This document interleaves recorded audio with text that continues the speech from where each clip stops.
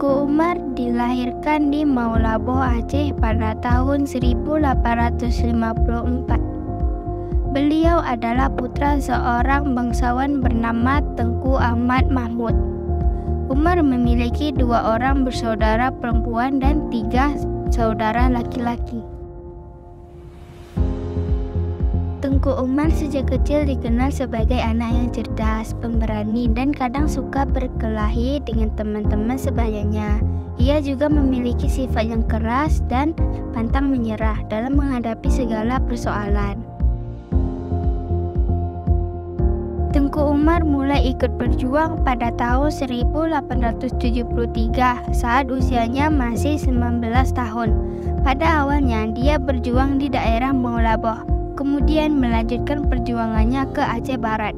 Di usianya yang muda, Tengku Umar sudah diangkat menjadi kepala desa di daerah Barat dan Maulaboh.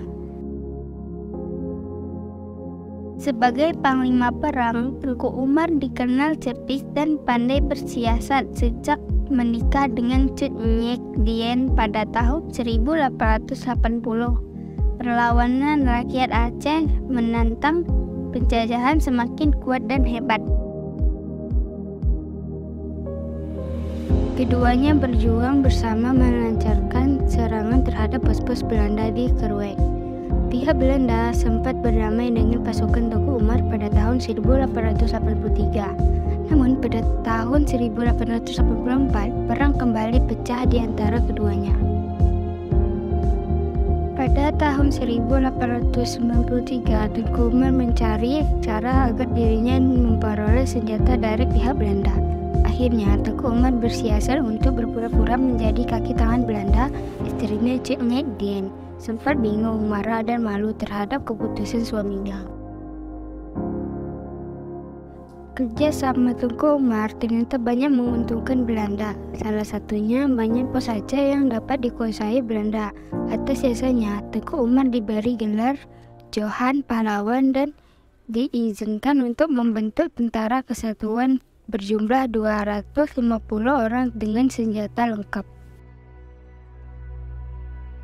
Dengan begitu, Tengku Umar bisa mempelajari cara dan siasat Belanda sambil mengganti setiap orang Belanda di unit yang ia kuasai dengan pasukan Aceh. Pada tanggal 30 Maret 1896, Tengku Umar keluar dari dinas militer Belanda.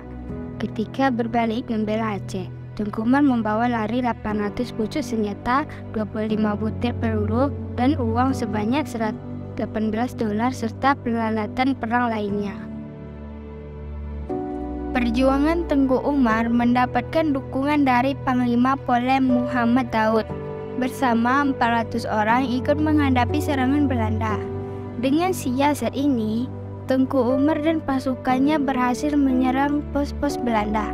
Dalam pertempuran tersebut, di pihak Belanda sebanyak 25 orang tewas dan 190 orang luka-luka. Atas kejadian ini, Belanda sangat marah dengan pengkhianatan yang dilakukan Tengku Umar. Operasi besar-besaran dilakukan Belanda untuk menangkap Tengku Umar dan pasukannya. Namun, usaha Belanda itu sia-sia. Semua itu disebabkan perlengkapan perang terbaik yang dimiliki Belanda ada di tangan mereka.